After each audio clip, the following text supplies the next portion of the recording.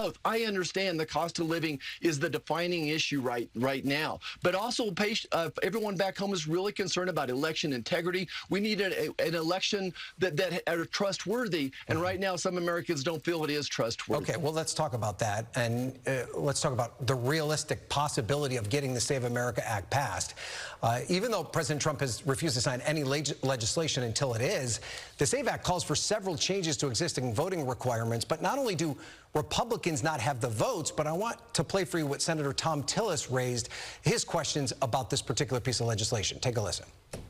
Does any rational person who's ever had any experience with implementing election law really think that it's possible to have all that in place in time for this election and not be disruptive? Senator Tillis says there's not enough time or money to even get this in place by November. Is he right?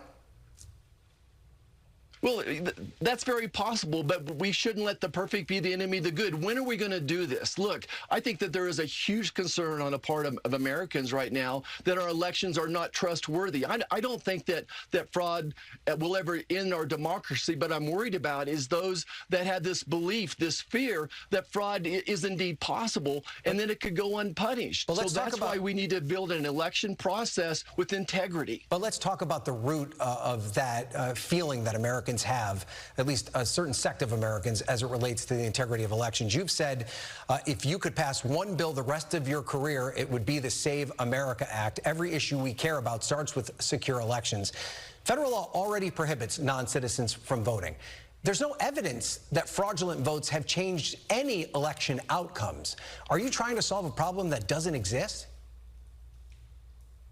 Look, we make pilots, before they start flying a plane, we make them get a license to do that. We don't wait till they crash a plane until we make them go through a process. The issue right now is that Americans don't feel that the elections are trustworthy. No one wants their vote canceled by an illegal alien or by a dead person. And all you have to do is look at the recent elections in Los Angeles just to see the concern there as well. So I think there's real concerns, and the perception here is reality, Ryan. People want election integrity. That's not 90% of Americans want voter ID, so why not do that? Let's look at the facts connected to this, Senator, because the perception is actually not the reality, particularly when it comes to the claims of election fraud. In fact, it was the Conservative Heritage Foundation that did an exhaustive study on this, going back all the way to the 1980s, and pointed out that there's only 100 total instances of non-citizens voting.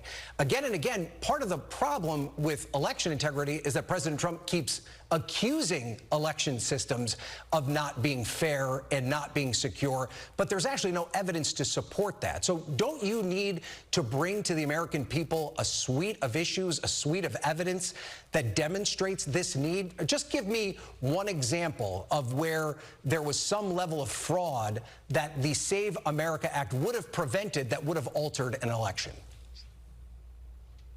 Yeah, Ryan, I guess we just look at this differently. I think, again, I'm going back to that an election process needs to be trustworthy, that the election process is important to the backbone and the survival of this nation.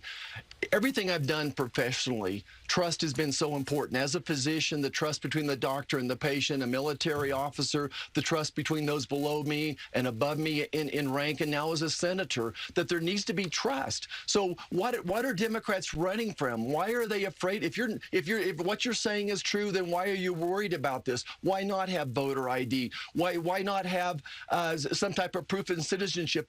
Again, you can't get on a plane without your own ID. Look, when I go to a plane in Kansas, they know who I am, but they make me show our ID as well. Why? They don't want to wait for a plane to crash before they start enforcing that particular law. Okay. So I think, again, this is just part of trustworthiness, and the integrity of our elections is that important to our democracies. Okay.